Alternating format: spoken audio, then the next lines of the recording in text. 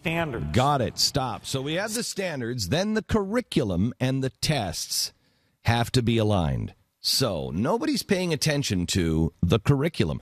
Who's putting the curriculum together? Tonight we will show you the U.S. Department of Arts and Culture. Wait a minute, Glenn, that doesn't exist. Oh, yes, it does. The U.S. Department of Arts and Culture. Tonight, I'm going to show you the people who are developing the new curriculum.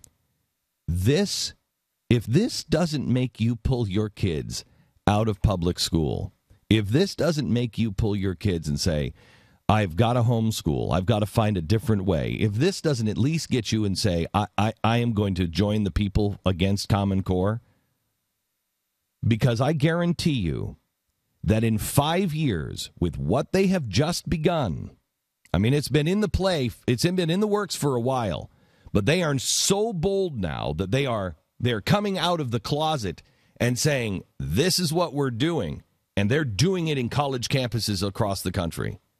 The best thing is they're all Marxists who are reimagining. In the new U.S. Department of Arts and Culture, tonight at 5 o'clock, a story that it is, honestly, I have told you for a while, I have been hearing clay pots, clay pots, clay pots. I didn't even know what that meant for a while. And I thought it meant grab the history of our country and preserve it and bury it in caves if you have to. And then I thought it was put it into our kids and make sure our kids know history. Well, I will tell you that it is both of those things. It is preserve it because it is being erased. And I have spent a great deal of, I mean, look, I sat with somebody who's very, very smart and said, Glenn, you're not going to survive. And I said, I'm not planning on it. I know that. I got it. I'm doing what I feel I'm supposed to do. And I am doing everything I can to create a platform that will be the last place standing, able to tell you the truth and get the message out. 2, preserve history and teach it to our youth. And when you see tonight's episode, you will know why 4 years ago I got that prompting. Because when I found this a week ago Saturday, almost 2 weeks ago now, I was laying in bed. It was early in the morning. My wife was up and she was putting on her makeup in the bathroom. And I said, honey, God help us all. Come and look at this. And we sat on the edge of the bed and we read the information that I had been given. We've done our homework on it, and I'm ready to start to expose it tonight at 5 o'clock. If you don't have an equal and opposite reaction, the country is gone in 5 years with no chance of resetting. This is the Glenn Beck Program. Well, hello, America, and welcome to the Glenn Beck Program and to The Blaze. This is the network that you are building. Tonight, I'm going to ring a new alarm that you haven't heard yet. Oh, and there's another thing. Imagining America closely connected with the new U.S. Department of Arts and Culture, the latest addition to the progressive propaganda arm. In fact, the new department was at the Imagining America's latest conference. They recorded it and they promoted it. And on their website, it reads, quote, "Together we create." Create what? New American history, reimagined.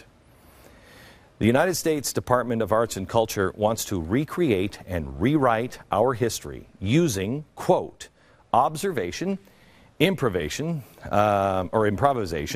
innovation, resourcefulness, and creativity.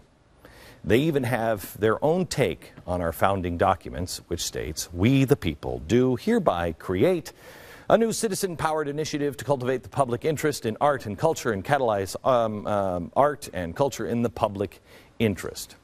They also hold these truths to be self-evident, which are interesting. Culture is a human right. It is. Cultural diversity is a social good. You should say that to Europe.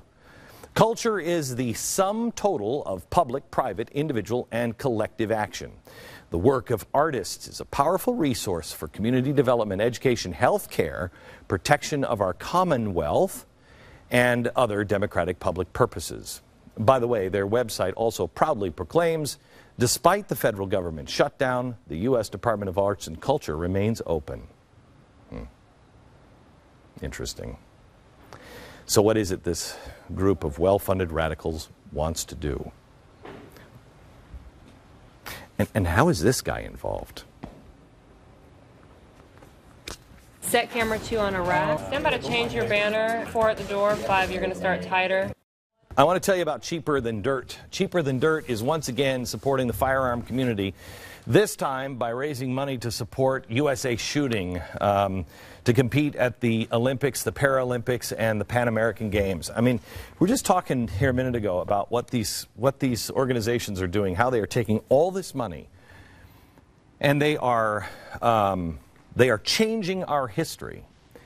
And here we have in Cheaper Than Dirt a company just trying to do the right thing and promote shooting while they're under attack.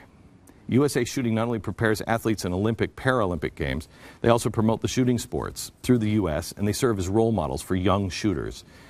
They'd like to ask you to join Cheaper Than Dirt in their support of the USA Shooting team. Visit usashooting.org, usashooting.org. Make a donation. Put your money where your heart is. I want to tell you about the U.S. Department of Arts and Culture. I want you to know this is not actually a government agency, but it could be, they say. And they don't say it lightly. It could be. They mean it. Because Imagining America is there. And Imagining America has their connections and relationships with the government and all those people in the government.